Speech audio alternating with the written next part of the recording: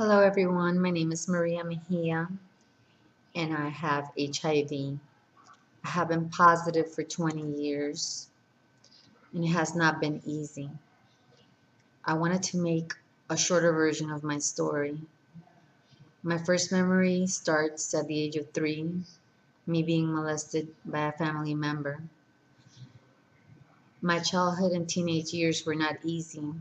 I was raised in a very abusive household with a father that was very verbally, mentally abusive, not only to me, but also to my mother, which led me to run away from home at the age of 13, 14 years old.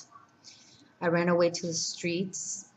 I then was in the foster care system. I ran away from every foster home that they put me in and went back to the streets. I met my first boyfriend, who was the person who eventually infected me around the age of 16. He was the leader of the gang that I joined, which became like my second family. I was with him for a while. I did not know he was positive. I don't think he knew he was positive. He was a teenager also, and he was experimenting with IV drug use, and I didn't know it. I never knew that this could happen to me. This was a disease for homosexuals, for prostitutes. I just never in a million years would imagine that it could happen to me 20 years ago. So around the age of 17, I decided to go back home to be with my mother and my little brother, Alex. But by that time, I was already broken. I had very, very traumatic experiences in a childhood, as I said. And I just didn't want to listen to any rules. Even though my father was no longer there, I just didn't want to be there anymore. So I decided to join Job Corps, which is a place where you go to school. And I saw it as maybe a change in my life and putting all the bad things that happened to me behind me. So I went to Kentucky to Job Corps, away from Miami, which is where I live now and where I was raised. I entered Job Corps, and all the young people that enter Job Corps, they get tested for everything, including HIV. I remember that day, I answered all the questions before they did the testing on all of us. And as I said, I didn't think nothing of it. Around maybe 2, 3 weeks later, I started getting homesick. I wanted to go back home and be with my mom maybe for a week or two. And I also noticed during the time I was in Job Corps, I kept on getting slips from the clinic saying that I should go in the clinic. Didn't pay no mind to it, just thought it was irrelevant. I was a kid, a teenager, didn't pay attention to those things, so I just ripped them up. But to go back home to visit, I had to get discharged by the clinic in Job Corps, so I went back to the clinic so I could go to visit, my home. When I went into the clinic, there was an Asian doctor there. He was kind of upset at me and said, "Why didn't you come to the clinic knowing that we have been sending you slips? A few slips." So, as any teenager would answer, I just said, "I don't know." And by this time, I was seeing in his eyes that it was something very serious. He told me to come into his office. And for a second there, since I smoked cigarettes, I said, maybe I have lung cancer. And he just did not prepare me. He just said it bluntly, "You have AIDS." I remember I didn't cry. I was just in shock. I did not get angry. I just was seeing my whole life in front of me. I said I would never marry or have children. It was so hard. I was so young. I just want people to know that this illness is very serious and it can happen to anyone. I never in a million years would think that this would happen to me, but it did. 20 years later, I am seeing people minimizing this illness to nothing. They think that just because you look good in the outside or because you see Magic Johnson, you just take a pill and you live a long life. It is not like that. This is an illness that is very serious, and it's not about taking a pill and living a long life. Although those that are already infected like me can live a long life, there's a lot of side effects that come with this medication. I have been very blessed in some aspects, but I have neuropathy, which is nerve damage in your hands, in your feet. I'm in constant pain.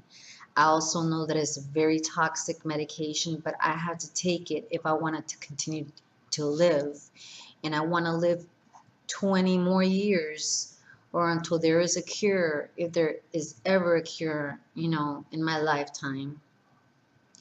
People say that it is not a death sentence anymore, and it is true, but it is a life sentence. You get no breaks. You have to take medication day and night. Think about it. All your life until there's a cure, taking medication, and not medication that's like vitamins. Very, very hard medication. With cancer, you either die or go in remission. With HIV/AIDS, you get no breaks. It is a long, long life with medication, but a lot of anxiety goes with it. A lot of side effects, as I said. There's some days that I don't want to get out of bed. I don't have the energy. I'm fatigued. And a lot of people look at me in the exterior and say, well, you look healthy. You look beautiful. You look great. And they just don't know what I'm going through inside. Only you have to live it to understand it. So I urge young people, especially young people, because I got infected at such a young age. Look at me. Do I look like I have HIV? What does HIV look like? It could happen to anyone. I have seen from a baby to an 80-year-old woman with this condition. And it is something that just people don't think about. They think immediately when a person has HIV/AIDS, they think of someone being dirty or nasty or a drug user or a prostitute. No, it is not like that. I want you to think about me before you have unprotected sex. Would you have sex with me? I mean, think about it. You would never know. You just never know.